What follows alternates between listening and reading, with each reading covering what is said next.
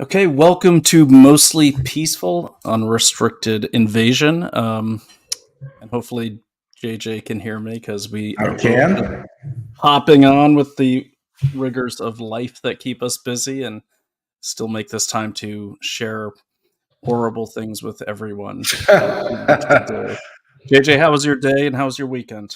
Everything was good. Had a good weekend. Finished my son's football season. We Oh, good. lost, but all the kids got better, which is great. And I just got done a interview with Grant Stinsfield on Stinsfield Tonight. Definitely On Real, get that link up, definitely. yeah. So it was good. I always like going on his show because he is a big supporter of the Border Patrol and an active voice on what's transpiring on the border today. So it's always good to go on his show. Yeah, and you're on there. You were on there last week as well. That's really cool. Yeah, I've been on there. I average about once a week, go on there and report on things that are happening and things that we'll talk about today on our show as well, because there's a lot happening, right? Oh, there is a lot happening. And let me just give a quick overview of um, less of my feelings and more of my facts. We had some good feedback from the audience. We really do appreciate it. And, yes, we understand that you know what we pretty much despise. So we will try to reduce that in lieu of more facts and stuff to help you stay informed and that's a great segue. So the whole point of this show and most of the shows that we try to emulate or at least look at the way they bring you the news or what they're bringing you is look, our job here is to give you what we see, what we know. I mean, we're fortunate enough to do news hounding or China watching, whatever you want to call it, almost full time. And we know a lot of people don't have that time. And so talking to even people in my family, they don't even know half these things are going on, like Pfizer documents or China, or just how bad the massacre in Israel was. And so our job is to really kind of show you what's happening. We happen to have myself, a career intelligence guy from the military and government intelligence and even private competitive intelligence. And of course, Mr. J.J. Carrell, retired deputy agent in charge, retired from the Border Patrol, author of Invaded. And, now, like me, it definitely a fast rising geopolitical analyst. So that's what we're here for. And we want your feedback and we want you to request that we cover things. We can't always answer every request, but we're going to do our best to do that. And we also want your points of view. And so if we don't get to your comments during the show, we're certainly going to respond as much as we can. Doesn't mean we're going to agree with you, but we certainly will do our best to respond to you. Yeah, as long as it's a civil dialogue. I mean, obviously, there's always a lot of spam type mail that comes in. Anyone that owns a website knows that. But just remember, as this crazy world is ramping up, worse and worse, I can say this, and JJ can agree. It's always been crazy. We're just seeing a lot more people are just seeing it now. But underneath that log in the backyard or underneath that tarp in the garage that you're scared to lift up, when you lift it up, it's pretty disgusting and it's pretty horrible. But it's important that you lift it up so you can get used to the horribleness and disgustingness of it, because then you realize that fear that was keeping you from lifting it no longer has control over you. It's the transparency that gives you power and the power to move forward. And once you can move and you get over that fear, you don't get rid of the fear. You just learn to live with it. Then you can move forward to protect your family and hopefully by extension, this country and our way of life. So with that, I'm going to turn it over to JJ. JJ, you got some new news from the border. Yeah, And it's just in general, we want to hear all about them. yeah, and I agree with you about your analogy of rolling that log away or looking under the tarp. And things have always been bad, but I just think we just didn't know about all the badness, right? Before now we have podcasts and the internet, and the availability of good, solid investigative reporting is now readily available. I'm looking at the border. We had a terrorist alert come out from San Diego sector. And why that was important, that I wanted to bring it up again. We talked about it a little bit last time, but I want to bring it up again because now it's hit national news prior to us discussing it. And No document like that is just released out of San Diego sector headquarters. That in this politically heated, troubled world of immigration, that had to have been routed to DC, to DHS headquarters, and approved and vetted and pushed back down. And why was it disseminated? My theory is that the illegal aliens that are crossing the border are special interest aliens that are being released. Terrorists, known terrorists, are being released. It's happening. Let me just give you just a little data. So today, I'm looking down at my pad. I want to just get these numbers exactly right, so I don't mislead anybody.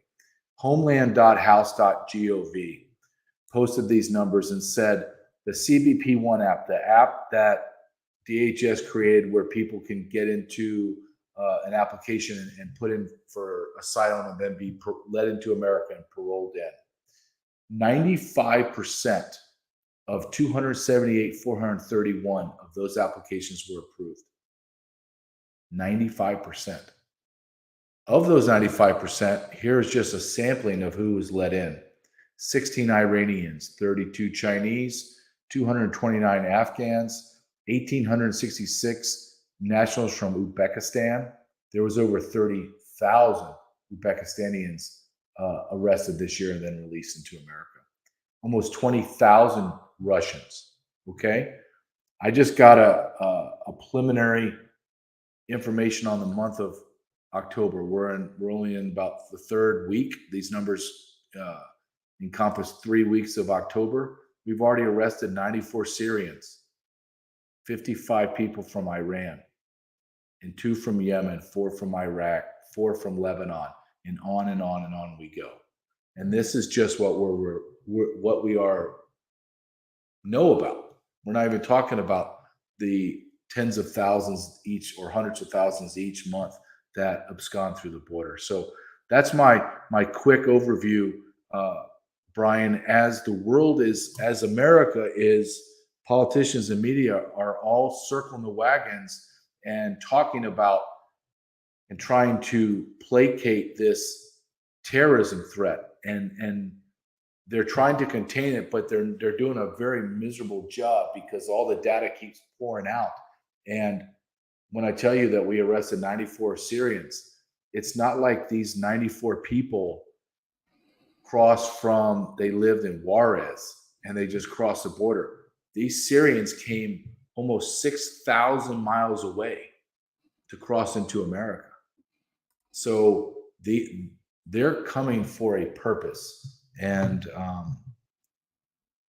that the cells, the terror cells, the special interest aliens and soldiers that want to do us harm are here in America already.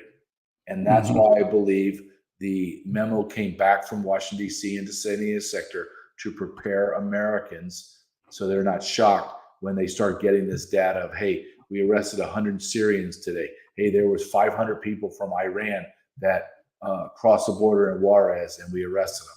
So I think they're just preparing us, Brian.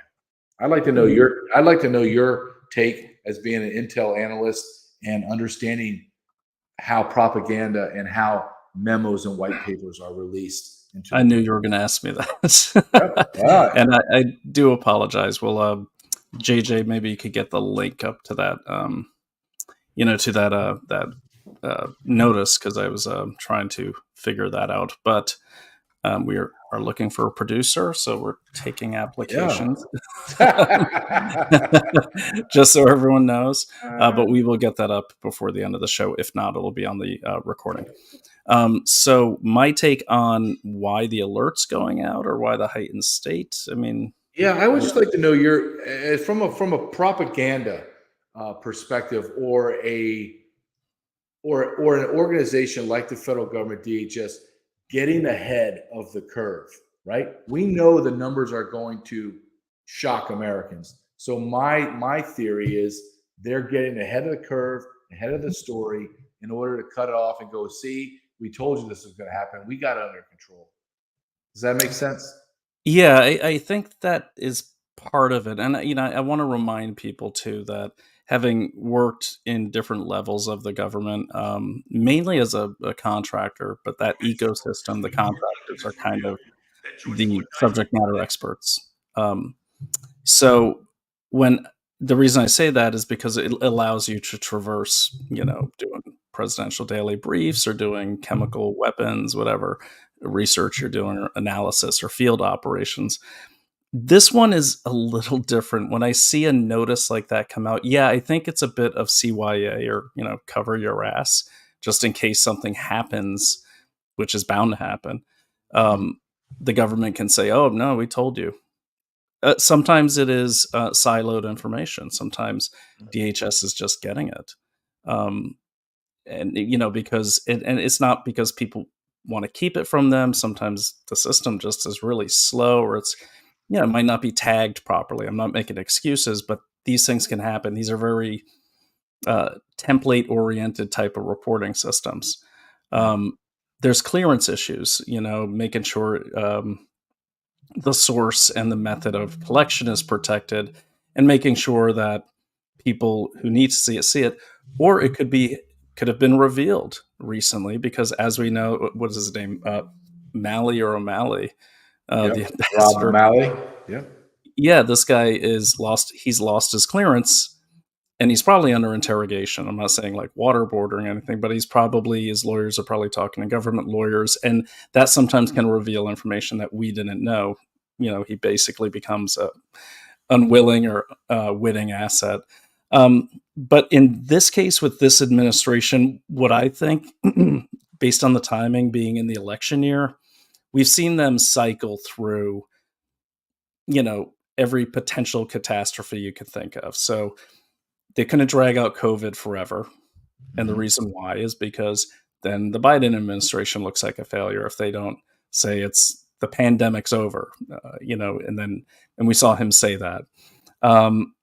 They tried climate change, but as we saw at a recent WEF, press conference, it is just too nebulous, I think, for people to really see it as an acute threat. I do not believe it's an acute threat based on the real numbers, and anyone can challenge me on that. The climate changes. It's a band. I mean, it changes. People confuse weather a lot of times and poor infrastructure with climate change, either on purpose or otherwise. That didn't really get the desired effect. They tried monkeypox. That didn't work out so well. Problem with monkeypox is it presents on the skin, so you actually have to have some pox to make it scary. I mean, COVID was scary to a lot of people because it literally was every symptom you could think of if you have a bad hangover. I mean, it's the same symptoms as COVID. Yeah. And some people had severe something that was called COVID. I don't know. I'm not a virologist. I can't say it is or is not a real thing. I don't know. I have to, trust that they at least didn't lie to us about that, but it doesn't really matter to me. They are attempting to make water the new scare. We've seen them back to COVID. We've seen with the One Health push, where the government has started saying in 2021 how there were like white-tailed deer getting COVID, which I saw through that. I'm like, well, who hunts? Red counties and people who own guns, probably Republicans. What a great way to reduce gun control, because half of the country seems to think the Second Amendment is about protecting hunting rights, which it's not. And so is it propaganda? I think it probably is. I'm not, I don't mind saying that because the timing. I mean, we've seen really bad people. You've been talking about it. You wrote a book about it. We've seen horrible things coming through the border for years. And just now that we're in an election year, now it's like, okay, now we're gonna let you know about it. Of course, what a great audience, especially the audience who's on Rumble and Getter and some of the alternate social media, YouTube as well, or X. But the people that hung in there and really dug deep and just won't take, the government's answer for an answer, they're not lemmings. And so I appreciate this audience for that. But look, I think it could potentially make a big enough disruption to like postpone the election. My God, can you imagine? Can you even imagine I can with this if that administration, happened. I can pretty much imagine anything. Yes, but that Mm, would that do you think that would be a catalyst to violence? we've seen it before.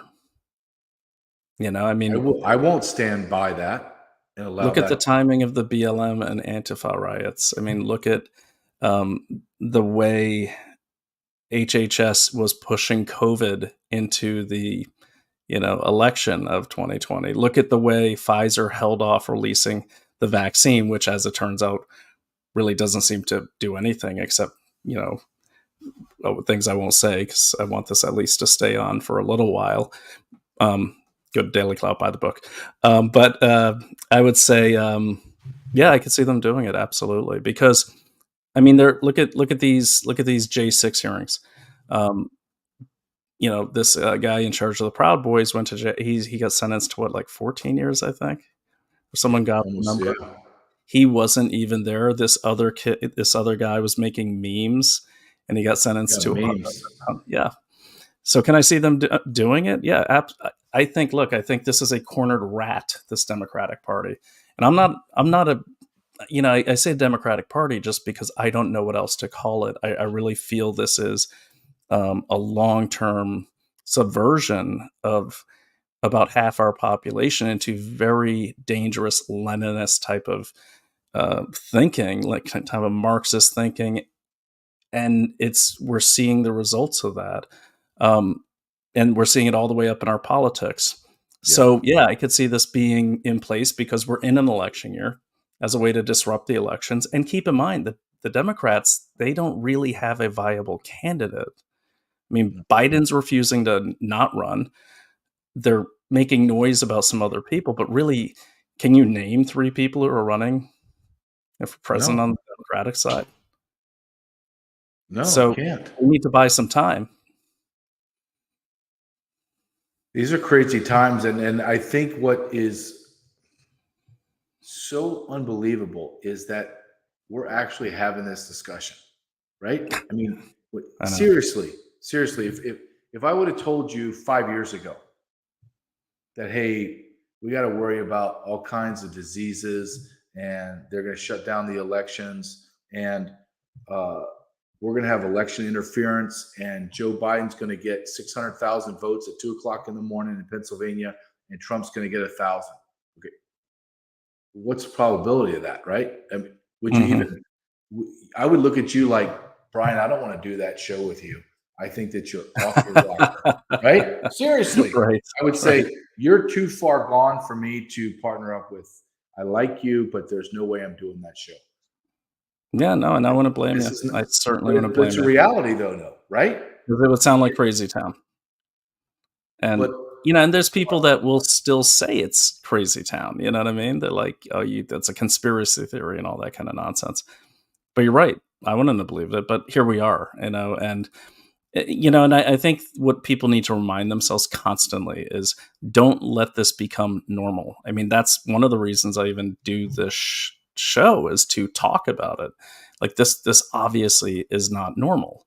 And so people should never let it become normal because this is not normal. Um, but, I would also say too, what I noticed, and on that note of the terrorism, is there's been a shift in how it's being marketed, and it all starts in the Middle East, okay, with Israel and those horrific attacks against the Israeli people by Hamas. And people in the comments know I'm not getting to debate about who's right or wrong. Kids get killed, you kill the people that killed the kids. That's what I say. So my thing is there's also the war on terror was very profitable. I mean, it kind of yes, I profited from it, ethically, but I was fighting terrorism and fighting whatever they told me I was fighting, and I really was. But you just saw the transformation of Northern Virginia, for instance, from basically an industrial parking lot town to skyscrapers and posh living, and I was part of that. I mean, I wasn't part of the profiteering so much, but that's how I got a job. That's how I made my living from 2003 to about 2013. yeah. And so it's profitable. And when you have a war on terror, or like in Ukraine, for instance, they never called it the war to stop Russia. They call it, you know, fighting for democracy. These are forever wars. There is no Yes, they end. are. Terror will always exist. Will always exist. Democracy and freedom will always be under attack. So if you don't have a finite goal in the title, you don't have to have an end, and people profit from it constantly. I got to throw up that slide that says from despair.com, one of my favorite websites, that has two hands shaking, and it says consulting. If you're not part of the problem, there's great money to be made in prolonging it. I'm sorry, if you're not part of the solution, there's great money to be made in prolonging the problem.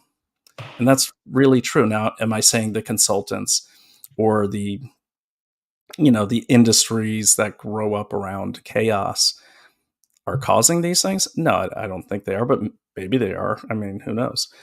What I am saying is they're definitely profiting from them. And, you know, those industries need chaos and war to exist. I Yeah. mean, what's Lockheed Martin going to do with all those weapons? You know, what's SAIC going to do with all those intel analysts? I mean, they have to have chaos and a threat to Yeah. exist. I mean, That you makes go sense. back, yeah, it does make sense. And you listen to people like McConnell talk, and this was about 2 months ago. Somebody pressed him hard on him continuously signing billions of dollars to Ukraine. And his answer, I'm gonna paraphrase, but his answer was, "Don't worry, all that money's going to come circle back to America, to all the defense contractors, and that money's going to come into America." That's how Mm. warped those men's minds are. Well, and I'll say this too. It's like it's not real to them, and that's the problem I see. You know, it's easy to be, you know, Lindsey Graham, for instance, and for Mhm. any, you know, people who are not, you know, I'll put it this way: for any people who are only getting their news from CNN, or, you know, or, you know, vote a certain way, and it's up to you. I mean, that's America. Vote any way you want. I do see a lot of rhetoric about, you know, people will throw up memes of McConnell, and they're like on my Twitter feed, for instance, or X feed, and they're like, "Your guy did this." It's me and my guy. Hey, He's my guy. And I put in my, and when I go on Twitter and I talk about, or I post, or I write on Substack, I'm very clear. When I talk about traitors and treason, and people that are stealing from us, I put that old man in there, right up there Mhm. with his partner Chuck Schumer and Biden. Yeah. He's made tens of millions of dollars from China from his father-in-law, that's Mhm. gifted money to his daughter, to his wife. I mean, it's so incestuous. Have you ever read that book from Peter Schweitzer, when he detailed all the corruption in the federal government and took apart politicians from both sides? It was shocking.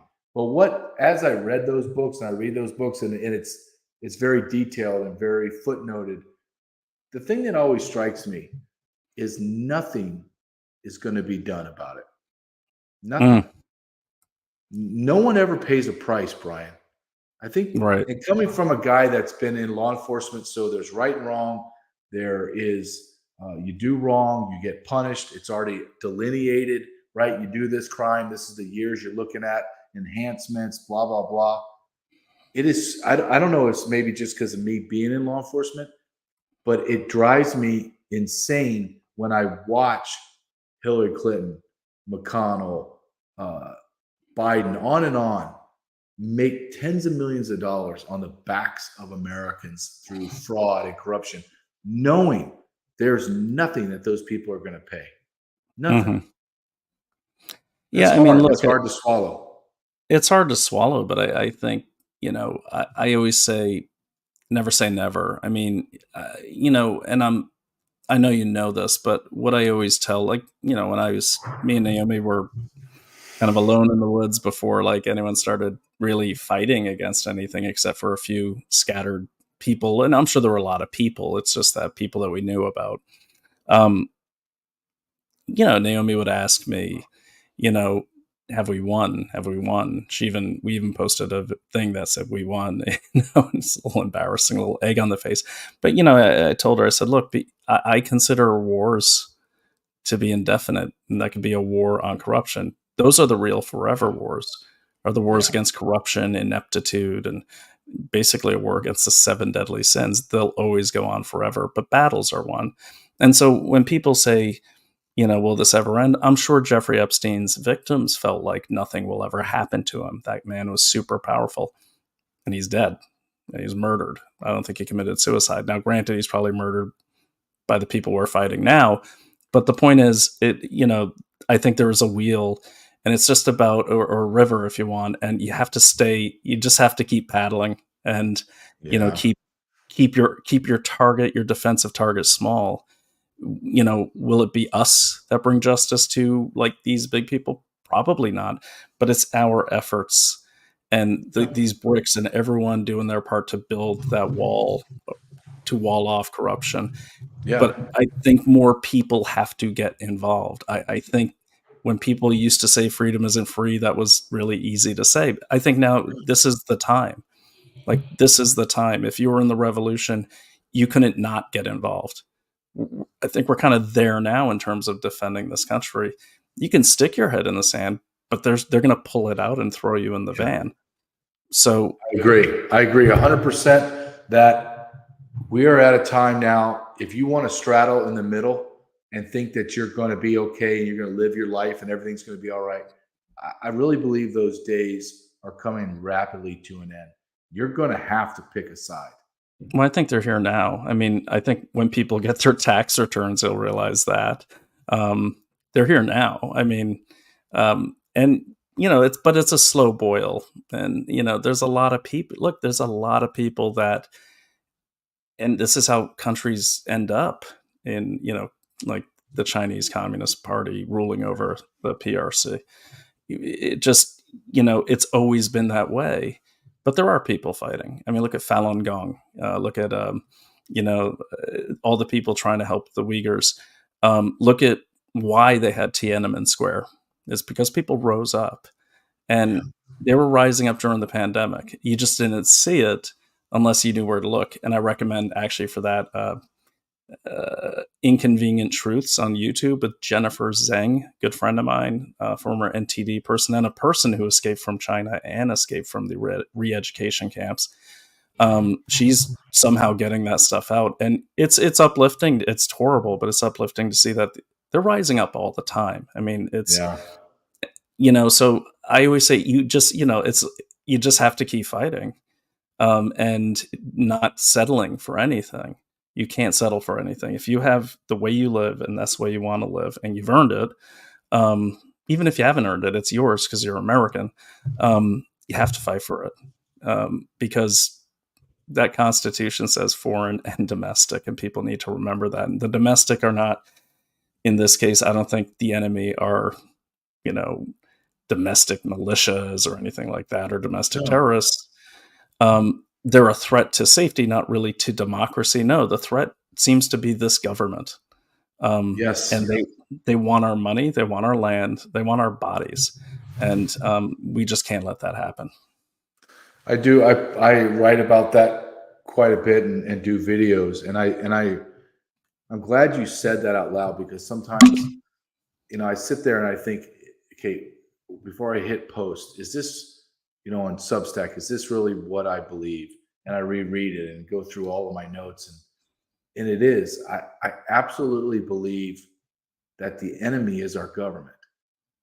I think It they're one. is. I think the current administration is one of our current threats. I'll put it that way.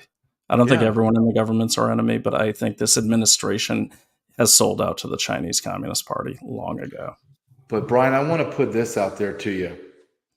So when you say not everyone in the government, I will agree with that. But I believe there is a significant percentage of them that are cowards. And by their silence or their fear of pointing it out, they're complicit. Oh, I agree with you. And they're guilty to me. It's I like agree with that watching completely. somebody kill people and you're sitting there and you have the means to stop it and you're just allowing it to happen. Well, I mean, we could split hairs, but morally, between two people, you're guilty. You sat there and you allowed it to happen. You didn't Mhm. try to do anything, Totally. right? Well, So, and I think oh, go ahead. I'm sorry. no, no, no. I'm finished. Go ahead, Brian. I was going to say, I think I'm on a detox program, by the way. So the fun thing about being in the health freedom movement is you get lots of recommendations, and I try them all. Um, hashtag trying them all. But yeah, no, I think it's really interesting that when I was in government contracting, it wasn't like being a consultant now where you have a client for 2 weeks or anything. No, we'd have like 5-year contracts. We would have full benefits. I was even offered a Suburban at an interview. I'm not kidding you, because it was my thing was so hot. My field was so hot that you know they couldn't get enough people. These companies would contract for the way the contracts work. They would bid on a contract, like CACI would bid on a contract, and they'd have like SASC, Spectel, or Northrop as like the three Yeah. sub.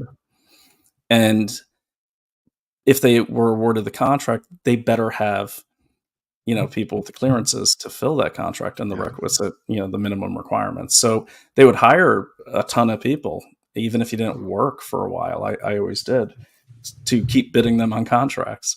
And as long as they had those clearances, and the joke was clearance on a pulse. But scary, right? That's Um, true. but the thing was, you get addicted to, not addicted, but that becomes your way of life, and people get in deep. I mean, they buy the house, they can't really Yeah. afford the mortgage, but they get it because, hey, what the hell? I got a clearance, I'll always have a job.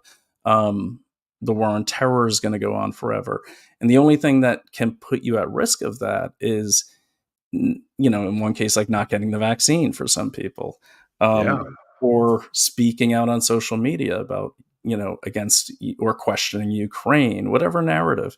And keep in mind too, this was not just the Biden administration. This was the Bush administration with the war on terror. Look what happened to the Dixie Chicks, band I really love, and it's like all of a sudden they were the bad guys. I was like, well, something's not right here. I was younger, but so you're right. You have to, and I always tell people this. I say, break down how much money you make a year. Okay, take your salary and all your benefits and divide that by 2,080. Okay, that 2,080 is the typical work year in hours for the typical American. That'll give you your hourly rate. And I think a lot of people will be surprised that their six-figure paychecks are making, about just under 50 or something an hour. It's not as huge as they think it is. And if you, really figure in how much taxes are taken out, especially if you're a W-2, you're going to be like, man, what am I doing? So when I became my own boss, I was like I've never worried about money since I left government contracting, since I left my clearance behind, which is, people can't even fathom that if they're in the government. Like when I was leaving, people were like, dude, you don't know what it's like out there. I'm like, neither do you, but I want to I know what it's like in here, and I'm about done with Yep. feeling like I'm getting stupider every week. Yes. Um, and look, we did great work, and I'm proud of the work I did. And there's really good men and women in there. And this is not just a tagline. I mean it. I'm proud of the work I did. But nothing lasts forever. No job lasts forever. No boss lasts forever. And you'd have a great job, and you get a really crappy boss. Who was that GS boss or that SIS, or you'd have a really good boss, but then the mission changes, or it becomes illegal, or Yeah. there's a hearing and now you're all in trouble because you were doing your job. So you get sick of that. Plus, I think the biggest thing for me was like doing intelligence work, even field intelligence. I just never knew, is this helping people? Is this, I don't know what happens to my product. So that's when I took all these skill sets and made my own company. No. Um, and it's done really well because we help businesses and like real nonprofits and individuals. It's actually how I met my wife. So, and I never worried about the money after that, because after a little homework and some hard work, it's really up to me now, if I make the money. Yeah. But I have to protect this way of life because you can't do that in every country. And that's what people don't understand. We have options as well. And if you lose Yep. those options, you might be that doctor, but you might be building widgets, because how many Somali PhDs have you met that are the door guys at some hotel in Fairfax, Virginia? Yeah. So anyways, that's my take. I do have some other stuff, but I want you to be able to finish it out. Let's see here. Hey, Alyssa, welcome back. Roscoe Sings. Love the name. Let me see. Roscoe Sings. Sorry. Let me just get through the comments because we got some people. That's good. Lev, good evening. Always a pleasure to see Lev on here. And Lev, go and throw up we don't mind if you throw up your podcast. It's a cool podcast. Who's running it? Says Rev Man Solution, another cool name. Didn't Eisenhower warn us about the MIC? Rev, if you could explain that a little better, maybe I can answer it. And I certainly will. Roscoe Sings. They said, "Oh, watch out for the lone wolf attacks in the U.S. inspired by Hamas versus Israel. It's just like right on schedule. So when people Biden let in attack, they'll say that's what it is." That's true. And look, lone wolf attacks are real. The London bombings of their tube during after 9/11, those are copycats. Those are not actually hardcore Al Qaeda members. I can't tell you how I know that, but trust me, I know that case intimately. But you're right. There's these zealots that, and by zealots I mean attention seekers. They want to be part of this. They want the big people to see them. There's another thing too about terrorism. A lot of people will never know this because how could they? I gotta be careful how I say this. I had the opportunity to look at lots of intimate messages on certain devices that may or may not have come from certain types of people. And do you know they would actually use terrorist lingo to pick up chicks and chicks? I'm married to a feminist. Great, that's going to go over well. But to pick up girls online, like you'd see in the chats. Here's one I remember. I'll never forget this. I'm like, is this guy pretending to be a terrorist to pick up girls? And these are first world countries. It wasn't the third world countries because they weren't on the internet. But yeah, this one guy's like, oh, my mujahideen freedom fighters are going to invade your heart and your something else. And she's like, ooh, like, I can't believe it. I'm like, really? So there is it's kind of like in some countries, and it's not to minimize how horrible it is, because I don't think a lot of these kids know what they're getting into. And once they get into it, there's really no turning back, especially once that bomb vest is on you and they're like, oh, well, you can't do this because we're going to do it for you. And then we're going to kick your family out of that new house we bought them. So there's a lot of kids that don't know what they're getting into, just like a lot. And it reminds me a lot of like gang type things, like in the 90s, where people would get involved in these gangs, and some did it for necessity. There was no other work in some of these poorer communities, but you'd always see those those kind of kids from the better neighborhoods coming down and trying to be gangster. CB4, I think, with Chris Rock, that movie. Watch CB4. That's humorous, but that is how that happens a lot. And I'll end with this so people understand. It's like Osama bin Laden, he would win the favor of a lot of the royal family of Saudi Arabia because they were able to send their rich kids out on these buses to like Afghanistan, and the Al Qaeda would take them up to the ridge and let them shoot a few rounds of a AK-47 in the direction of the Russians, and then they could say they were part of the movement, and it's like, and that's real, so there was a whole lifestyle around it. This does segue into what I wanted to bring up. May I? Yeah, please go ahead. All right. This is not an I told you so, but let me see if I can actually do this. God, we need a producer badly. Okay, so I am going to do the video file thing here. Let's see if this works. All right, so here is on, I don't know if you remember this. Read this. Bongino.com/newsletter. This is from Dan Jerusalem Bongino. Post. Those Hamas. It's from Dan Bongino. Not too long ago, I think on the 20th. This might sound familiar because I believe, actually I should play mine first. This is the point of this is like, we look at terrorist attacks and we're always looking for these big theological or like these big heady type of reasons why this happened. You know, people are just bad. You know, it's like, I'm sorry, but they're just bad. And there's evil in the world. And you may recall what I said about about this, but like, let me play this. But basically, I said on one of our recent casts, like, hey, don't forget, a lot of these guys are on drugs. Okay, and I will post a link to that. I remember. Yep.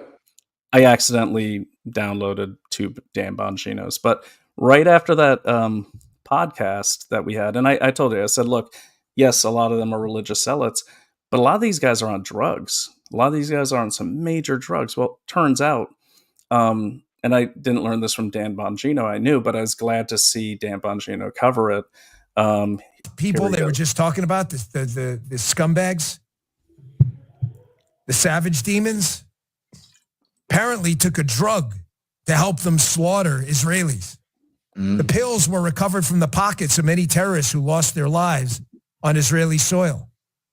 This stimulant drug, also known as the cocaine for the poor, allowed the terrorists to commit heinous acts with a sense of calmness and indifference. Simultaneously, it kept them highly alert for extended periods and suppressed their appetite. Apparently, the drug is called Captagon. Mm-hmm. Folks, you need to read this. Bongino.com/newsletter. And hopefully I can figure out how to. But anyways, point is, they, that's what I saw. Like, and I really saw it when I saw the some of the GoPro videos. So I don't know if a lot of people know this, but a lot of these Hamas terrorists were wearing GoPro videos and live streaming in some cases. They even had embedded journalists with them. But they were like, you're getting first person views of people getting slaughtered. Yep. And at one point, and I have it in my many, many Western digitals, at one point, there's one guy who's kind of working his GoPro, and I really paused it and zoomed in, and you see the dilated. Look, you're law enforcement; you're trained to see that. What do you see when you see like someone who's on that type of drug? And this is kind of like Adderall on steroids. It's actually called fentanyl or something like that. But and I've got some things I'll throw up. But it's a predecessor to like Adderall. Yeah. Except now it's being moved by the Syrians. It's been a major problem for a long time in the Middle East, the illicit production and shipping of this drug. But a lot of people in the Syrian army were using it so they could just fight on. I mean, you've been in battle. I've been in battle. It's exhausting. You're tired. You never really sleep that well. And some of these things were invented for the military so they can fight right through things. Yeah. But when you saw people on those drugs, what did you see? Could you describe that, like in the face and the eyes especially? The people I would arrest, they looked crazed. Okay. They looked like it was as if you were talking to somebody, but you could be talking to a tree. And the big thing down on the border where I worked was, the only way I can describe it is they look like animals. Yeah.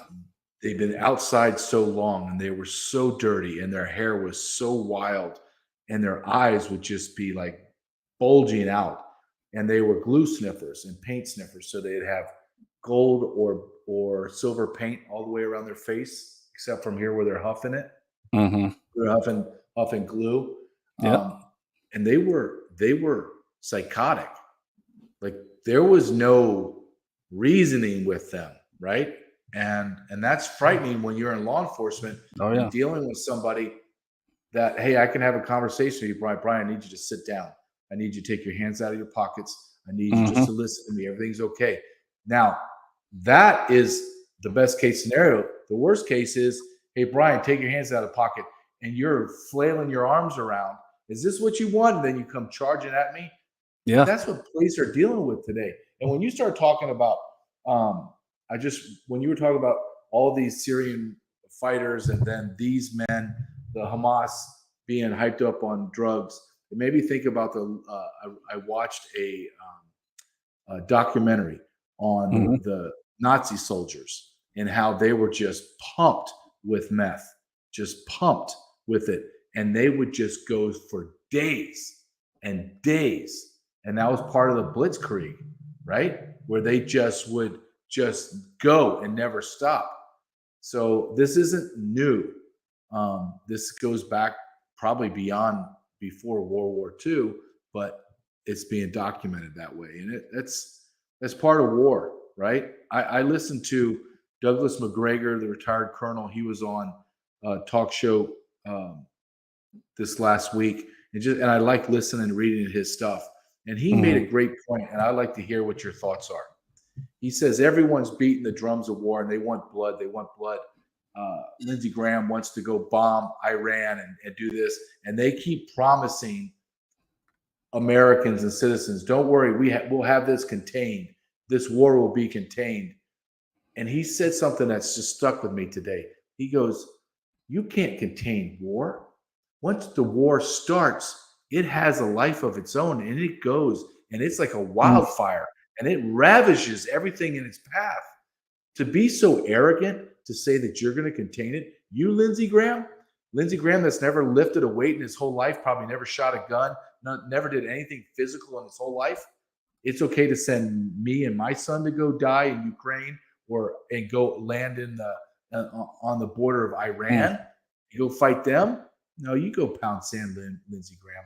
It's the arrogance of the ruling class, which is and they don't care because they're the contracts are going to come into their district. They're going to get those those favors. Yep. And yes, I mean, and I'm sorry, it's like and people, it goes back to what I said. It's like people should really, really, really study everything before they post things. And this is not so they get it right. But you know why? Because it keeps our emotions in check and it keeps our brains working. Yeah. When you know what's good, like when people are like, "Oh, it's the CIA," and I'm like, "Well," or it could be the FBI saying it's the CIA because can the CIA really confirm or deny whether or not it's them? Those kind of things. Or people just throw and look, I appreciate that people are interacting and willing to, and people from the other side of the aisle. I'm totally happy with that. But you see when emotions take over. I recently did a hit on Gateway Pundit about the Action Network. We brought that up last week. So there's an article that Jim Hoft interviewed me on yesterday, and we had talked about that the other day, and the article came out this morning. That's great. And the article is. Oh, go ahead. I'm sorry. Oh, I said it's a great article. Well, thanks, sir. Yours as well. But we're gentlemen and savages. But the point is, my point of the article was like, this is a platform, the actionnetwork.org. Anyone can check it out. It's a platform that allows anyone to raise a protest, basically, or activism. I mean, look, innovative sounds like a great idea if you're doing it for within the Constitution and for the betterment of, or it's something you believe. That's fine. That's what America is. But we've seen what happens when these things get out of control. So, for instance, Ruth sent us during the pro-abortion rallies after Roe versus Wade was kicked down to the states. Yep. Making that clear, kicked down to the states. I never say abolished because it was kicked down to the states. Instantly, we saw these things pop up.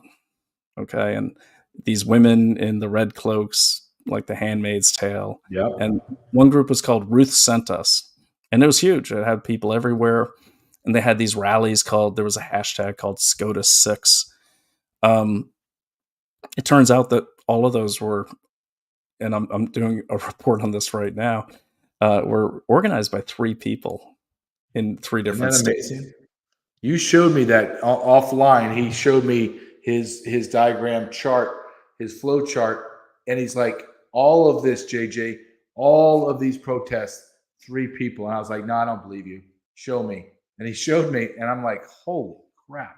I know, JJ's face was like, Isn't it incredible when you dive in and the media makes it sound as if 40% of Americans hate this? Well, no, it's 3 people paying a bunch of people that they're professional protesters.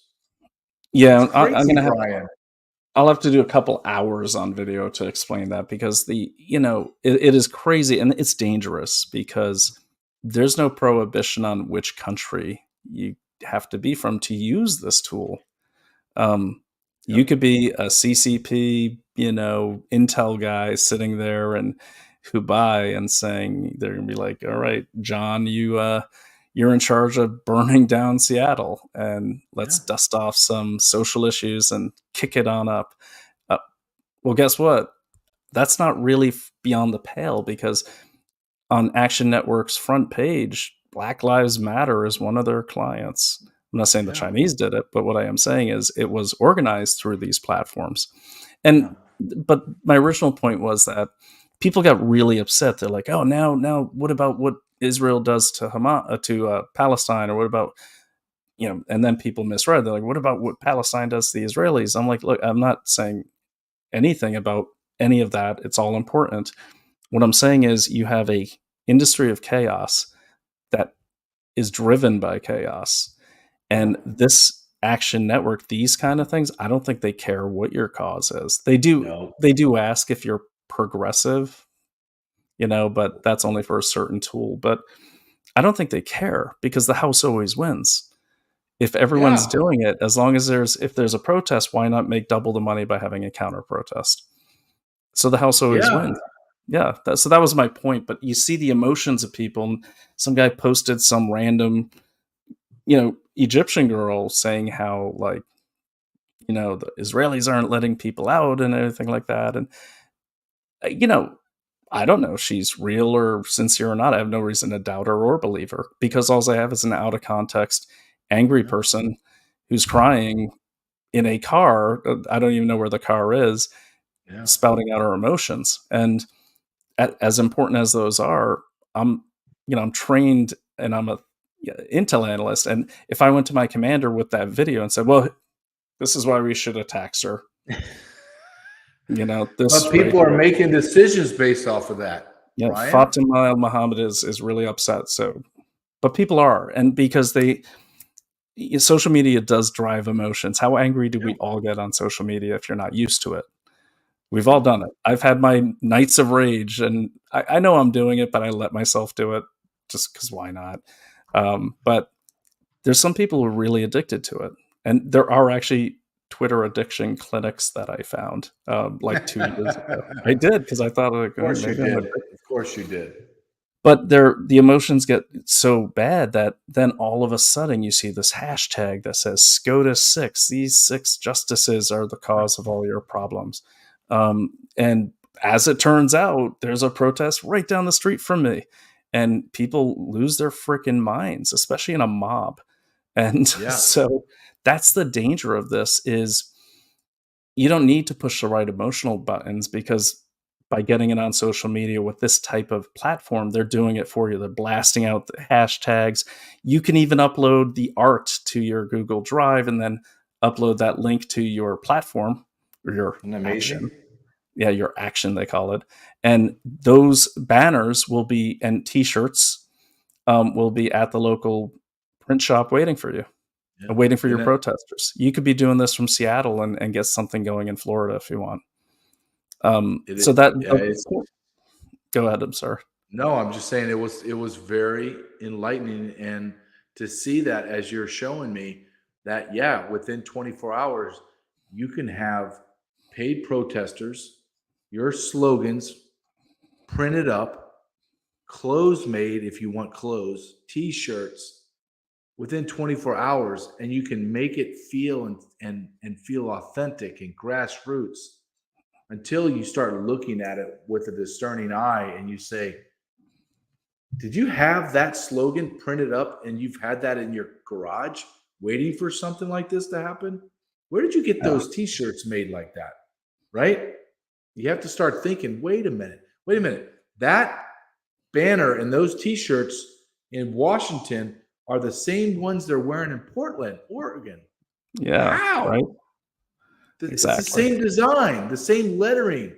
How is that? There are no coincidences, we know, Brian. No, and the thing I said in the interview, and full disclosure, I've I do some work for the Gateway Pundit, and he happened to, I texted this to him. He's like, "Man, I got an interview about this. I'm working on some other stuff, and I don't get paid by them. I've just volunteered." But the thing is, and he says that in the interview, but the point is, I don't know. I think it's everyone should just, and maybe, I don't know. I mean, crowd or hey, Jake Keelby is, I was watching a call from Maryland. Sorry, I'll get back to that. ADD. Maybe I need some cap to call or whatever it is. But the point is, the beauty of learning to research and do action and produce actionable intelligence and know what to do with it, I think can really help a lot of people because, this person I'm talking to, I kind of had a snippy response at first, and then I just didn't send it. And I said, "Hey, look, man, just like I said to you, like, I have no reason to doubt this girl. And I know this is probably pretty moving as a professional intelligence analyst. This is not something I could ever bring alone. I could add it to add color or add context or have multiple eyewitness accounts. That's fine. But this alone is not something to present. And I'm happy to show you, how to do this." And I think and I've noticed with a lot of people I work with, I have so many friends I've met on Twitter who are now friends in the real world. And they come to our retreats and everything. And I do run spy retreats, which is fun. But they're so, even if no one's reading it, they're getting it out there. They're getting it published on Substack, and it's good for me too. Like, when you're sitting there just shouting at Twitter and everything, it's like you don't feel any better. But when you actually produce a Substack, you feel great. Yeah. Yeah, you write it, and it feels good because you feel as if you're transferring information that people wouldn't have. And you are. And you can't expect, though, Brian. Like, people have lives, they have kids, football practice, blah, blah, blah. Got to go grocery shopping, walk the dog. Mm-hmm. But it's important for what you did when you dove in so quickly and were able to put all those pieces together and literally see all of this stuff was 3 people. 3 people. It's like when you listen to, I've heard Sean Hannity say this. I've heard Tucker Carlson, and the late great Rush Limbaugh used to say this. When their advertisers would get attacked, and they were like, "Well, we received 300,000 calls and emails saying that I'm not buying your product." And when they really dove in, they were like, "Wait a minute, those are like coming from 5 people that are using bots, and they have this sophisticated thing where they're just hitting buttons and they're sending emails all over. It's all a smoke and mirrors game, man." And I think, and I agree, and I think the danger of it is it manifests into real people, where we've all met them. You have that dude who's your neighbor, or like my daughter's ex-boyfriend when he was her boyfriend. He sits there very sincerely. We're having we would debate at night because my daughter, who's an adult, she's like, "Nope, don't debate in front of me." She's one of those kind of like real center of the road people. Like, I'm going to make some money. I'm going to buy a house. That leave me alone. And she's cool that way. She's awesome.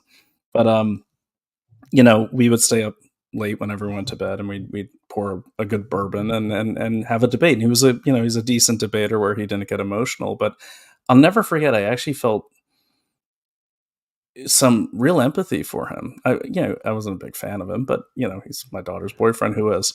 But he's a decent enough guy at the time. But you know, he sat there very sincerely, and by the way, he's in government affairs for a major venue in Manhattan, major venue.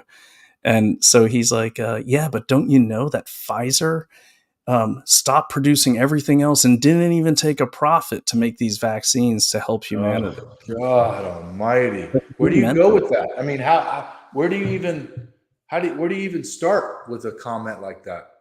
I just said, well, I gave him a copy of the Investor's Business Daily and said, well, just check their profits. But that's all I could do, because he couldn't. But what's weird about when people are like socially and mentally subverted, you can present them with hard facts and they still will hold on. Nope. Absolutely.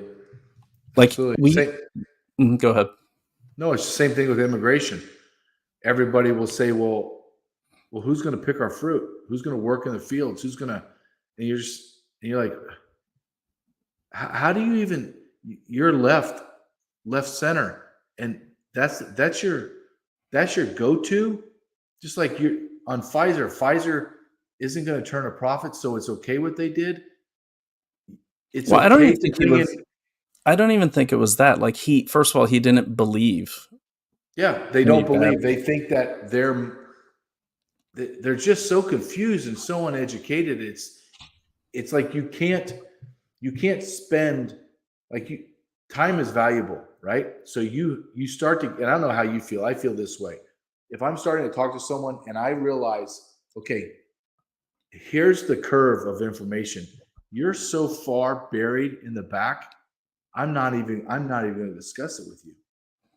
I'm just not. I don't have 5 hours to devote to you, hoping that I can get you anywhere near a realm of reality. If you believe that Pfizer's not making money, well, I don't know what to tell you, my man. Right? It's like we need open borders because we need people to pick fruit. Okay, where do I go with that? I mean, it's so grotesquely ignorant. You just go, yeah, okay, sounds good, and I just move on. Well, let me, like, you want a good interrogation tip? It's also great. So I figured out a long time ago that people that unwittingly are full of it, like they don't realize they're kind of spouting, media lines and scripted stuff. What we learn to do is to break them of that. First, you got to get their respect. So you have to listen.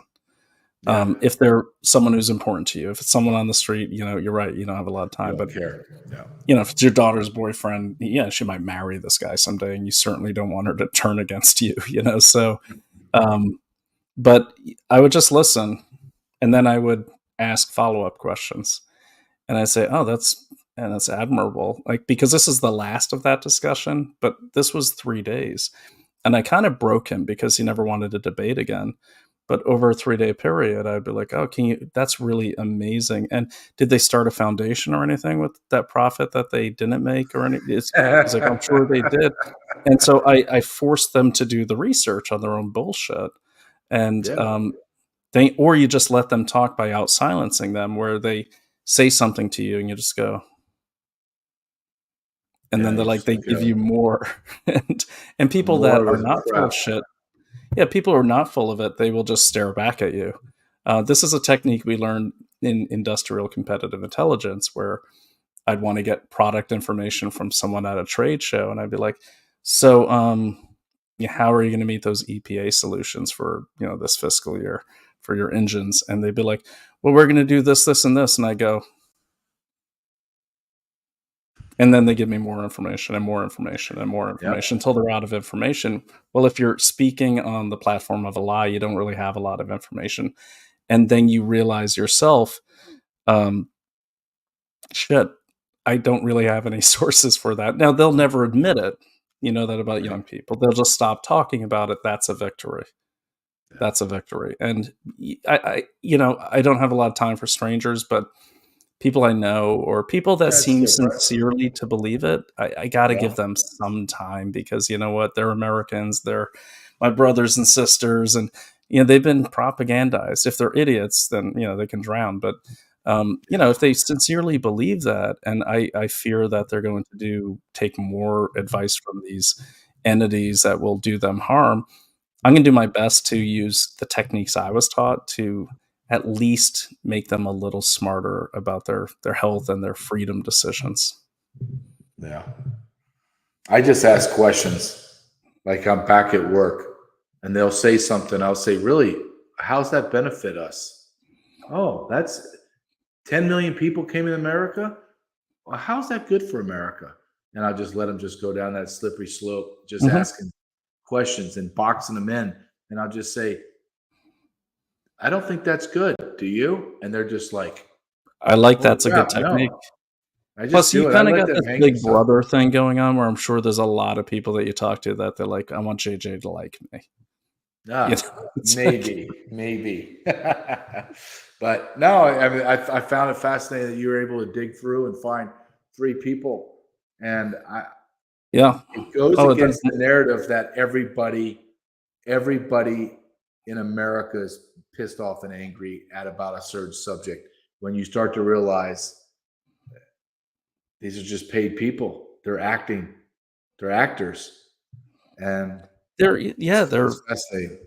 it's bad. And this one girl in this trio, and they know who they are. And if you want to know who they are, I'm not going to say it right here. But you could go to any article about Ruth Sent Us protests.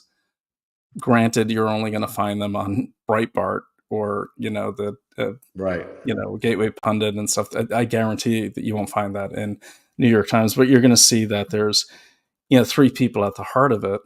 One is a guy who is an activist who came out after the Pulse shootings, which there's even more questions about those now. Another one is a lady who was a big radio star for cannabis, and the other one is this really rich PhD in technology who happens to live in Palo Alto, which is pretty close to Facebook. And then there's a 4th guy that everyone was kind of like, oh, he's a mystery man. No, he's not. He's not a mystery man. He doesn't exist. Because if you do the research, you go back to 2018, you find out that this guy, Sam Spiegel, is the fictitious guy, happened to be everywhere the woman from Palo Alto was all the way back to like 2017. It's like photo by Sam Spiegel, wait a minute. I figured out his image happens to be a daytime heartthrob from the UK. It has, and so I got to thinking okay, who has the time to watch this guy on some daytime television? It'd probably be the rich girl who, sold her stock in her tech company and is, in the Rotary Club in Palo Alto. Yeah. So, and that's a guess. I don't know. But, as far as why, but this person obviously is. And even on the FEC files, and I'm going to publish this, everyone, so don't worry. We got to answer some of these questions. We're going to go over. I don't care. Do you care? No, we're going to go about an hour and a half tonight, so we have about 15 minutes. Okay, great. So I'll make this short. You could see the FEC, and I'll just tell the audience if you want to dig into it as well. Unpack. It's the unseat pack, and you could see the Sam Spiegel signature is obviously Adobe generated because it's the same signature in every single one. But yeah, and now one of the people who's part of this trio,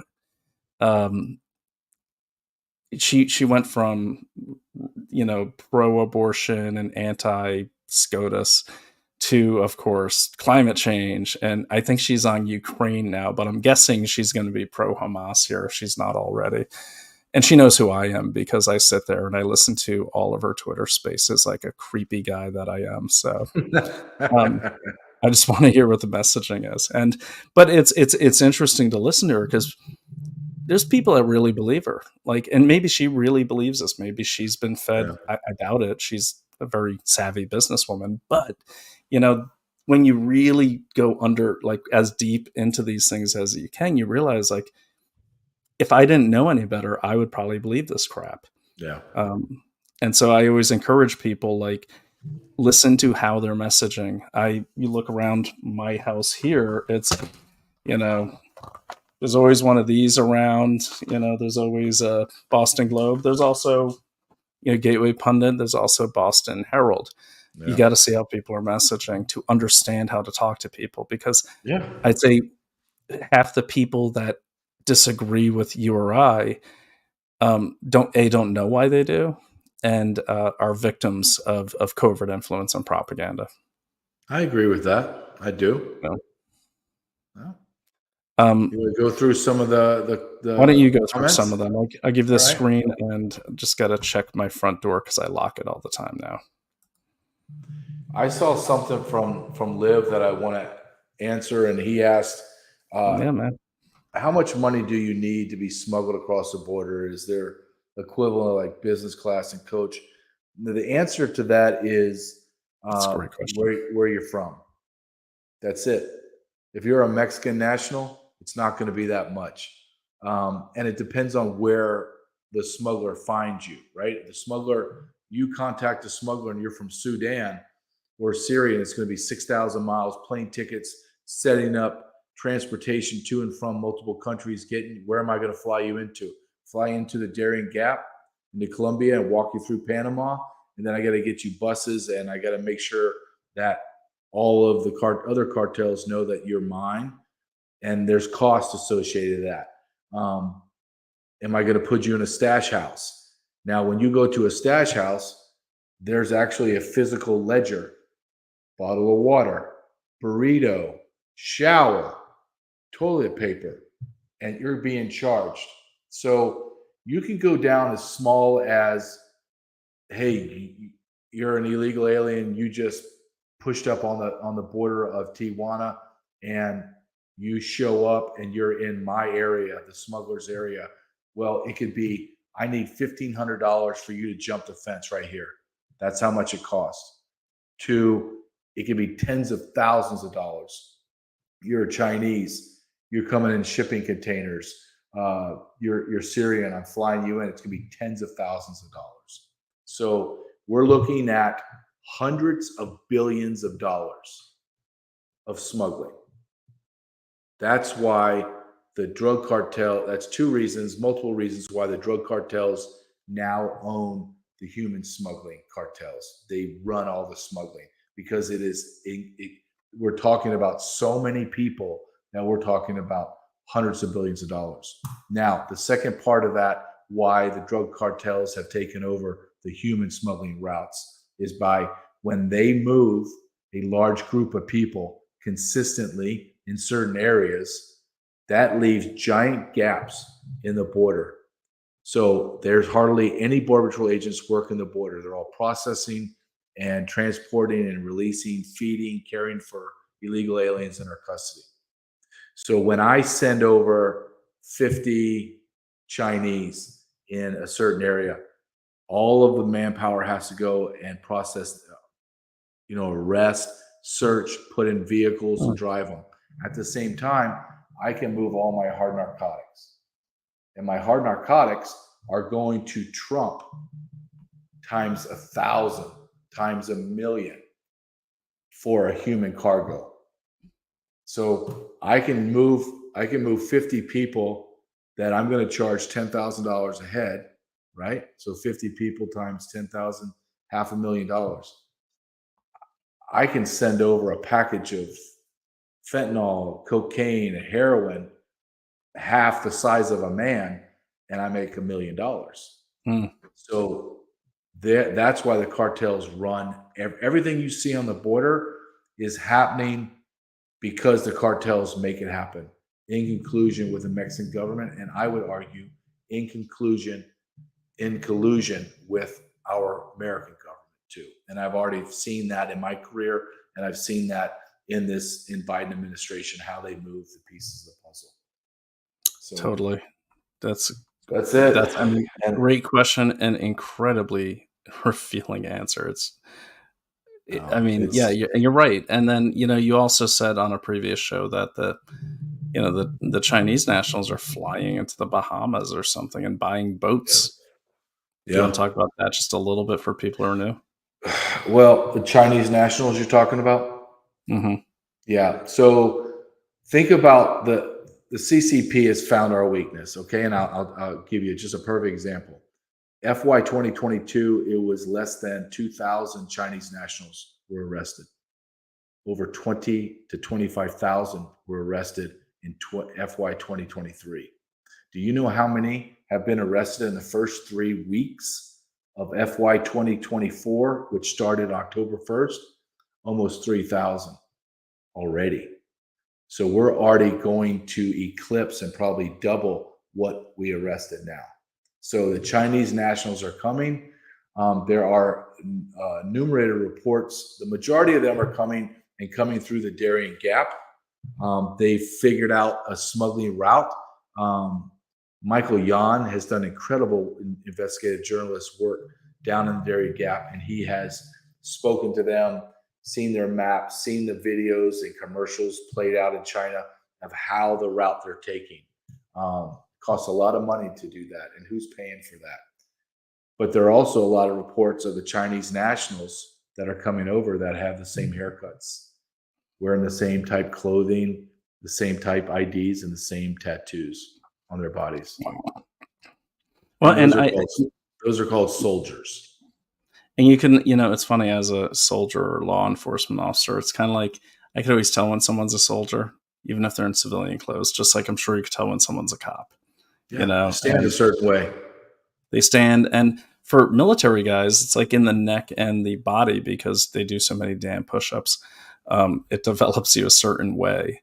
And, you're standing at attention, and there's certain posture that goes, and this is for militaries worldwide.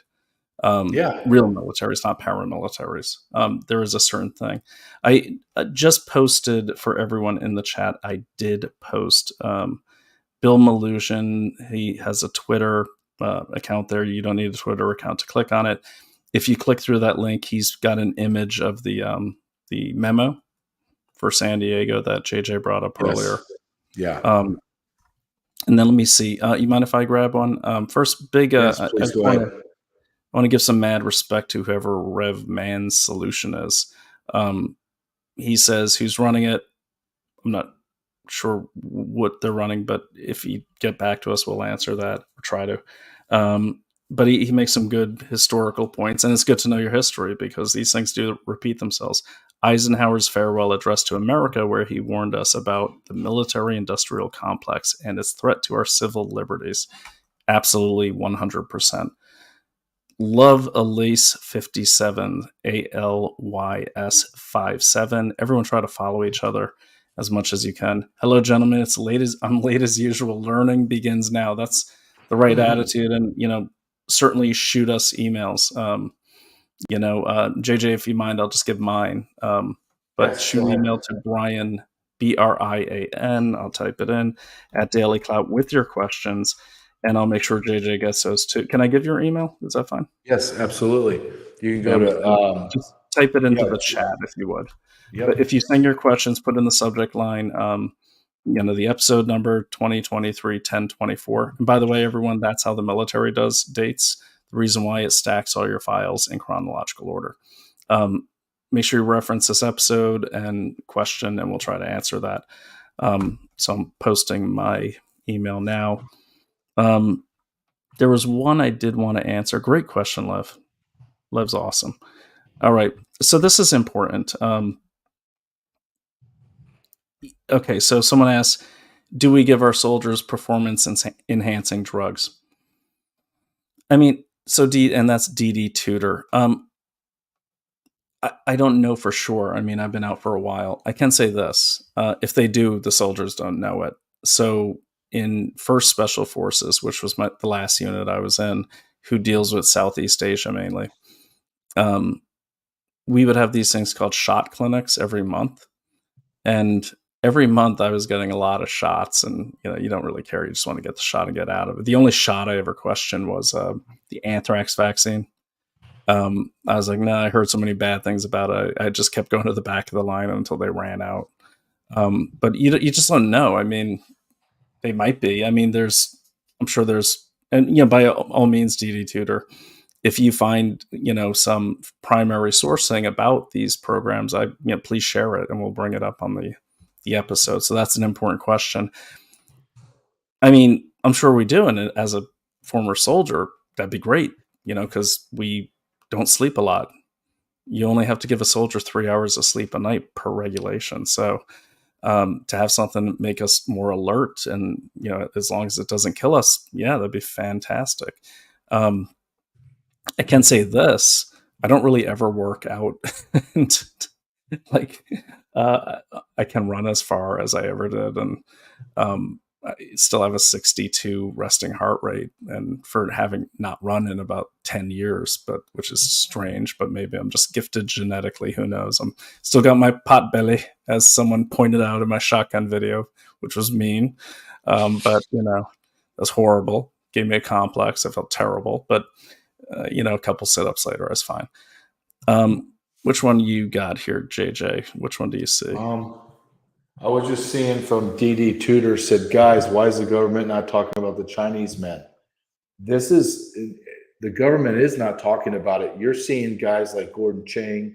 You're seeing things on Bannon, Gateway Pundit, all of what I would call alternative media are openly talking about it. It's frightening when you start looking at the number of people, Chinese nationals, in the vast majority of single adult males. Let me give you I said I was on Stinchfield's show today. So one of his reporters is Ben Bergquam. Have you ever heard of him, Brian? He's fantastic. Yeah. Fantastic. So he was in New York City and he was showing the line. It went 2 blocks in New York City to get into the ICE office to present themselves. I saw at least 200 people in line. Out of 200, I saw 5, 6, maybe 7 women and children. The rest of it was all single adult military age men, all Middle Eastern and African, all of them, continent Africa, every last one of them. And it's shocking, man. But the media won't. This is real America's Voice, which is like the new Newsmax is showing it. Fox News doesn't show it anymore. It's as if it's not happening, right? So alternative media. Yep. Yeah, totally. And it is frustrating, but I'm constantly just bombarding people with like, get Rumble, get Getter, keep Twitter, keep YouTube. Yeah. You got to look at all sides, but not for opinion's sake, but you got to look at all sides. Even though I'll say it for the record, I think New York Times is full of crap 99% of the time. The 1% is like my wedding announcement was accurate, in what I told the reporters, what was printed. But I mean, get those things and question everything, because you have to, because these things are, it's not like, the early 2000s with the war on terror, where like this might affect some people that have kids that could go to war, or it may affect you if you're in a big city. It affected everyone, because that's part of the reason why we're here now. But now things are accelerating. Things are moving fast. If I am correct, and I'm very confident I am, and China is moving forward with the ultimate taking the place of the United States as, the global power by 2049, called the China Dream. You see things are accelerating because they're terrified of this populist movement that's risen up bigger than I've ever seen in my life. And it's great.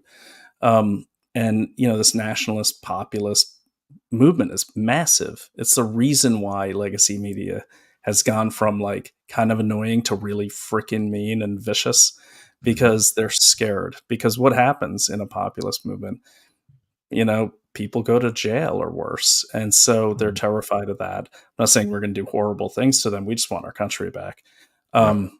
But they're terrified of losing their grip on power, because it's not only that they'll lose the money they make and the influence they have, they're going to be in trouble, like to the nth degree, because I can say that I would always do things legally and with restraint.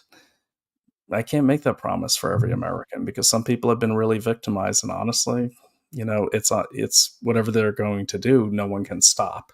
Yeah. Um, People have lost children and stuff. So I'm not advocating violence. What I am saying is there's a lot of people in this country that are really pissed off. And so if I were on the other side, I'd be gripping that power as much as I can. Like, yeah, whatever it takes, make this guy go to jail and make sure we keep these populists down, because it's the same thing that happens in China. The people are the most terrifying thing. What was the old line? It's like, the government needs to fear their people, and they do in this case, and they are.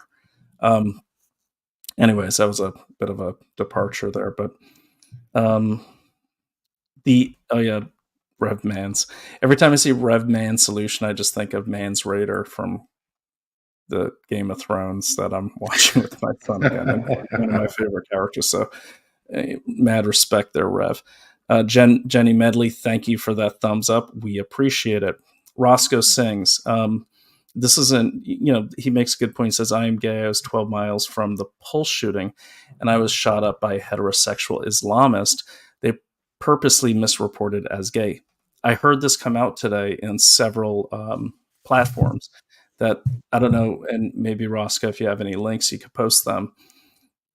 Yeah, I mean, I've heard this now a lot. And I remember when the Pulse shooting happened, which is tragic and horrible no matter who did it.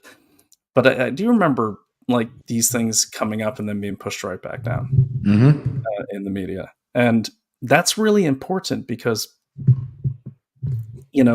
if, for instance, when people misrepresent, who I am to push a political agenda, it eventually will take away my rights as well. There's going to be, when you create that kind of divisiveness, it's not the politicians that suffer, it's the people. Let's say, for instance, people in Roscoe's community who will suffer the backlash of people saying, hey, you did this to us, you're the reason why we have all these oppressive lockdowns. And of course, it's not Roscoe's fault or anyone at the Pulse Club. It's the lying media and the lying politicians pushing an agenda, and also the One Pulse organization or whatever it was, the nonprofit. There's a weird thing going on here. I'm not going to talk about it because I don't know enough about it, but there's some reason that they're not doing the memorial for the Pulse victims at the site. And they sold the state of Florida sold the club to this nonprofit. So definitely, if someone wants to look into that, you have my email, you have JJ's email, get that to us, because there's something going on there that is really nefarious in my opinion. And it's a real disrespect to, the LGBTQ community, legit, people who are part of that community and who are gay or lesbian and were at that club to enjoy their night, enjoy their life, and feel welcome by a community. It's so disrespectful to them. It's just minimizing, how terrifying that is for them. It's like anytime there's a victimization of any population, it's to lie about it is the worst crime, I think. And I really do hope that, people in that community, when, band together and dig and find these lies and call out their politicians, no matter what side they're on. Because again, when people are willing to lie to their own constituents, they're willing to do anything.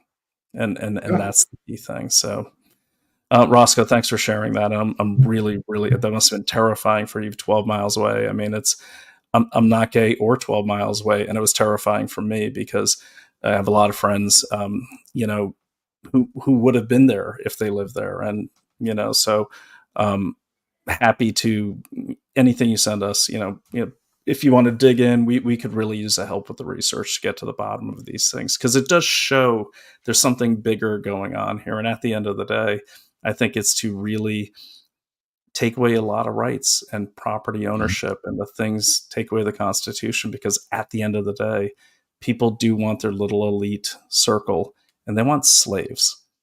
you know, or they want you out of the way, plain and simple. I agree.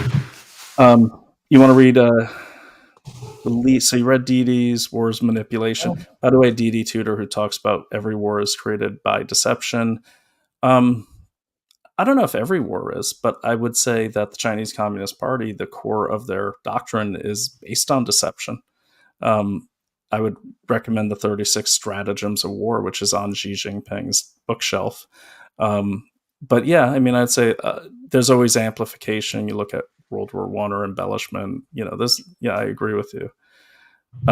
You want to grab something from Elise there, JJ, because she's been a loyal follower, you know, and a loyal attendee. And I know a woman who was a speechwriter, maybe that one.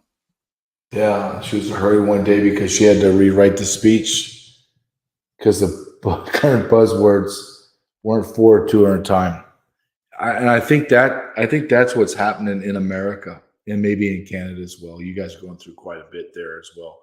Is no one's genuine anymore, and because of the lies, everybody questions everything, and you cannot live in a society where everything that you are told you question.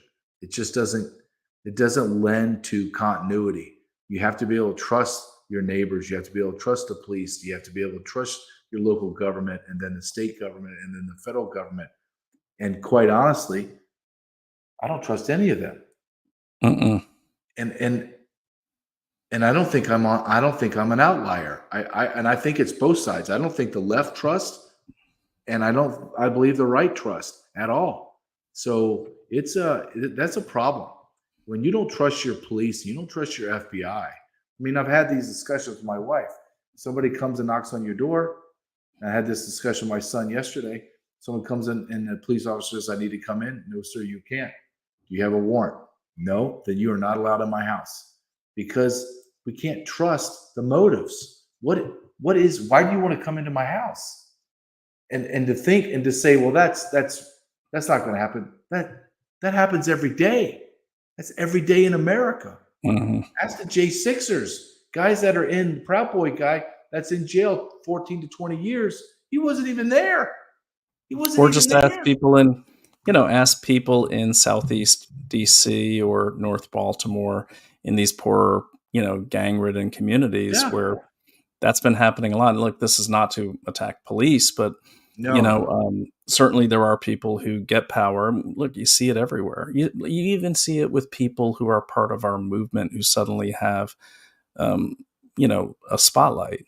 All of a sudden, they're experts at everything, and they're abusing. They're kind of like they become jerks, and only mature people should be able to be given any mantle of power. And there should be, I don't know, like some sort of personality test or something, because we got a problem with power. And, when the wrong people get it, it gets really bad.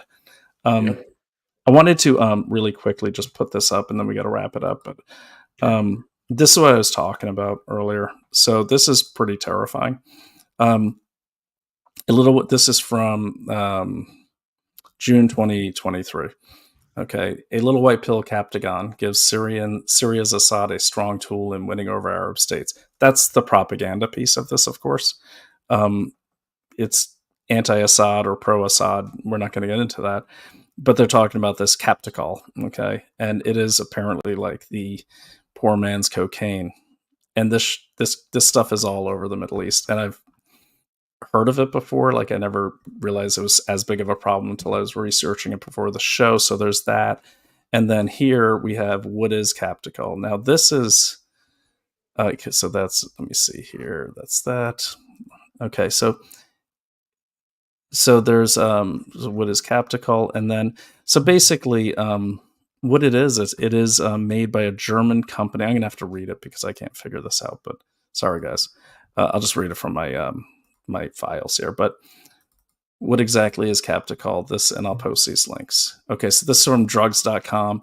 Captacol was first manufactured in 1961 as an alternative to amphetamine and methamphetamine, used at the time to treat narcolepsy, fatigue, and behavioral disorder, minimum brain dysfunction.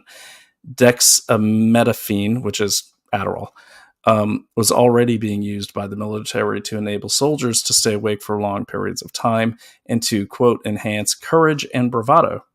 Captagon was supposed to be a milder version of these medicines, but by the 1980s, the US government declared it a controlled substance with no currently accepted medical use. Manufacturing of the drug ceased in 1980s. And then really quickly it says, they go on to say that, it's all over the Middle East being manufactured illegally, so that means they're sticking anything in it. I will say one of the long-term side effects of like dexamphetamine, which is Adderall, which is a pretty common drug prescribed to a lot of people with ADD. The long-term effects of it are ironically ADD, but also depression and mania, really. You can look all these up. And then the other one was, okay, so there's a drug intelligence brief. I'll post the link as well from the DEA. And they're talking about clandestinely produced Captagon, which apparently is a really big problem. And it's phenethylline, so phenethyllline, has been a controlled, that's the medical name of Captagon. Controlled substance. It's Schedule 1 drug, and they go into like it elevates heart rate, body temperature, respiration, blood pressure. Basically, kills you if you use it for too long. So, yeah, they're winding these dudes up and they're sending them in, and they're maniacs. They're not going to. You can't reason with them. All this nonsense about we're going to sit down with Hamas and figure out what they want. What they want is just destruction of certain people, and you can't reason with that. If their goal is, and their goal is not the destruction of the Israeli state, it's the killing of all Jews. And when you have that, you cannot reason with that. It's. Oh, come on, Brian. You got to be able to sit down and talk to these people. We can find some common ground, right? Maybe they just want to kill half of the Jews. Would that be? Could we deal with that? Or maybe just a quarter of the Jews. The problem is they're not really our administration. But the administration currently in power. They don't want to negotiate with Hamas. They're trying to get deals with Iran, and they're trying to not piss off China. That's what this comes down to. So let's break it down. China funds Iran. Everyone knows that. Iran funds Hamas, $100 million a year. Yeah. Jordan provides a lot of utilities. Israel provides a lot of utilities to like electric, water to Jordan and back and forth. So Jordan won't ever go all in on anything. People are, and throughout the Middle East, I'll say this, and this is not anti-Palestinian people, but just read the history. I mean, Saudi Arabia has always been one of the richest empires in the world since, after the 1950s when oil was discovered by German engineers. And they couldn't solve the Palestinian refugee problem in all that time. No, of course they could. But they need that conflict. They need it to happen. Saudi, in my opinion, needs that conflict in the Middle East to keep any other countries from becoming as powerful as Saudi Arabia. So you have that little splinter of Israel, Gaza, and Hamas right there in the middle of the Middle East.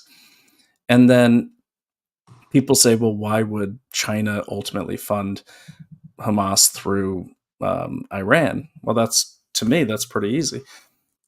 Because China would know, because they play chess, not checkers. They play Go, actually. But they would know that, okay, the outpouring of support will be that American politicians want to give Israel more money, more weapons. That's going to make a stronger Israel. That's guaranteed to happen, at this level of an attack. Right. China would know that. Any 12-year-old would know that who plays chess. So you keep something strong in the Middle East that keeps everyone else from becoming as strong as trading partners. So China is in talks right now with most of the Middle East to make the yuan the new petrodollar. Mm-hmm. You want to be able to have some leverage over your partners in that case. And Saudi doesn't really need China. Okay. but they kind of need them a little more if you do have an even more powerful opposition country in your area. So it's pretty subtle and it's just spitballing, but when you sit down and you think about these things, it's kind of like, okay, that makes a lot of sense. They want to do trade with them, but they also want to be able to disrupt and cause chaos whenever they can, because let's face it, China's goal ultimately is not to share the table with anyone. So they're going to want to have something in place to keep Iran in check and keep even Saudi in check. And what happens to Iran every time they develop nuclear weapons? They get bombed by Israel, which I'm all for. And if they're gone or they're weak, China would have to do that, and they couldn't really do that diplomatically.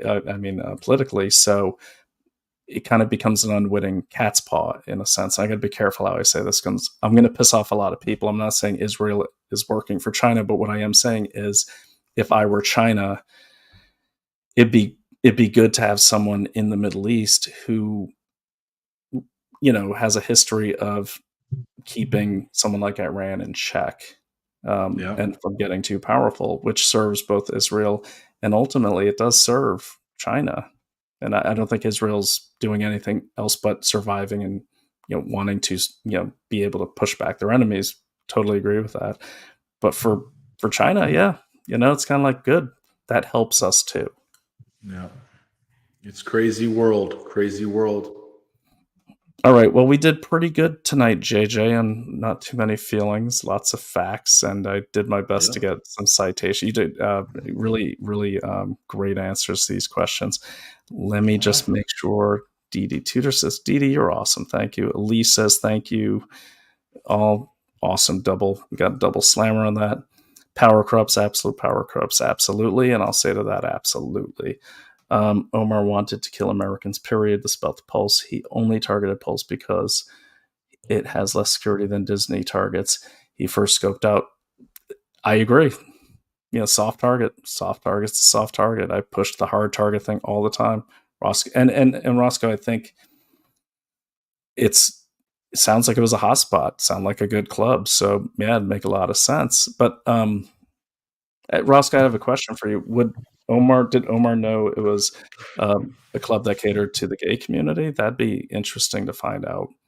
I think he's dead now, so I don't think we can, but that's interesting. We got a good double peace sign from Rev, and that's about it.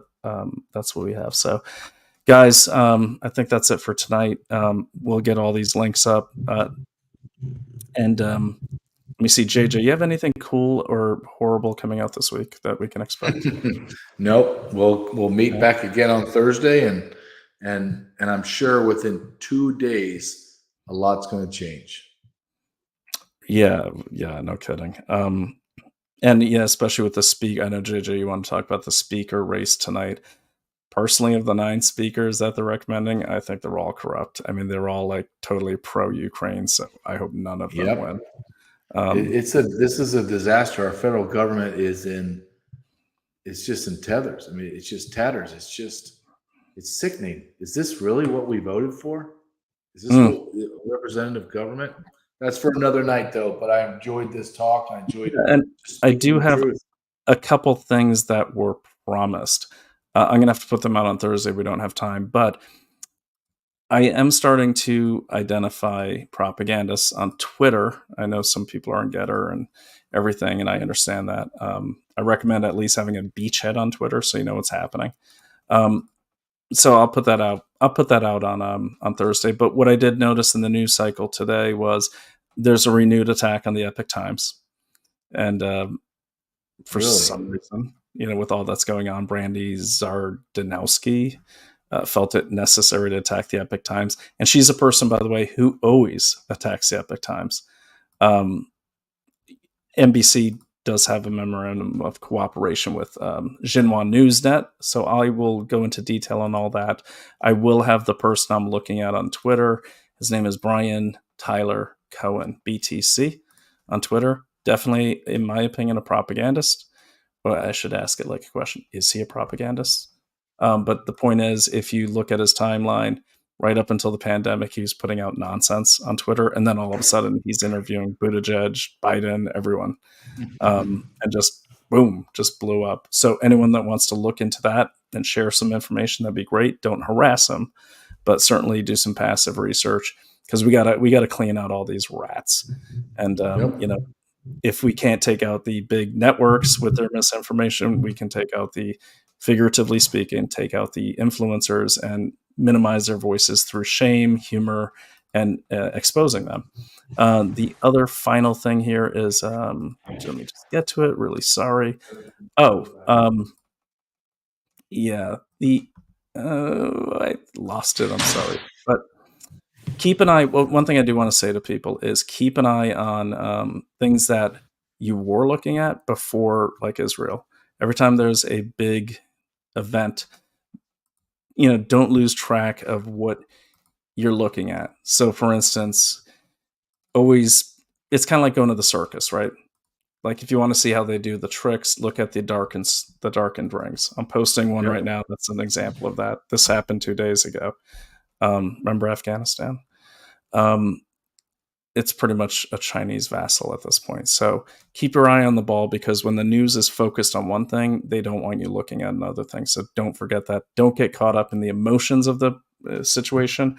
Understandably, we have friends and family in Israel. We're very worried about them, and it's a struggle every day not to have those emotions while we're working. We save those emotions for our private life and when we're talking to our family, and it's something you have to do in order to think and think through things, and you're going to serve those people you love a lot better that way. Anyways, that's pretty much it for us tonight. We're trying to get better about scripting these things out and making them a little more structured. Both JJ and I are kind of like field guys, so we're figuring this out as we go along. But that's about it. JJ, I will let you close us out. I was answering. I'm sorry, I can't find it now, but someone asked when we're back, and yes, we'll be back on Thursday at 8:00 Eastern time. Beautiful. And I'm excited about growing this podcast and growing the audience, because I believe that, Brian, you and I have a unique take, and we want to get the information out as much as we can, and have a take that is very different than the mainstream media. And I agree. And there's one more thing, and this is where this awesome audience, which is small but growing, and I like these kind of audience. I get that you get that core growing, but it's up to us. There is no more legacy media that you can trust. There is no more really intelligence agencies that you can trust. So I am encouraging everyone in this audience. You want to get involved. A lot of people think it's too big for them. What we need is tell us what's happening. Source it. Or source it with a video. If you see something that's messed up and you don't know what it is, take out your phone, shoot a video, not while you're driving. If you're near the border, safely. Don't put yourself in danger, but let us know what's happening on the ground, because if you can share more of what's happening in your local areas, it's something we can all look at together, but it's also something that's going to show someone in Boston what's happening in Texas. So they have a first-person view of it, and they're not being led around by the nose by social media and legacy media. So my goal, and JJ's goal with this as well, is to constantly have new leads coming in, raw footage. And, if you send raw footage, you have to let us know how you want us to cite that. So if you don't want your name on it, you want us to say @SqueakerGrips59, we'll just say that. But the point is, the more info, the more eyeballs we put on the real ground truth in this country, the better we can all serve each other. Would you agree with that? I do agree with that 100%. I'm excited about just having this family and growing it. Awesome, man. All right. Well, JJ, have a good night. Everyone have a good night. And good night, Brian. I'll see you on Thursday or before, as you know. All right. Take care, man. Thanks, brother. Bye. You too. Bye.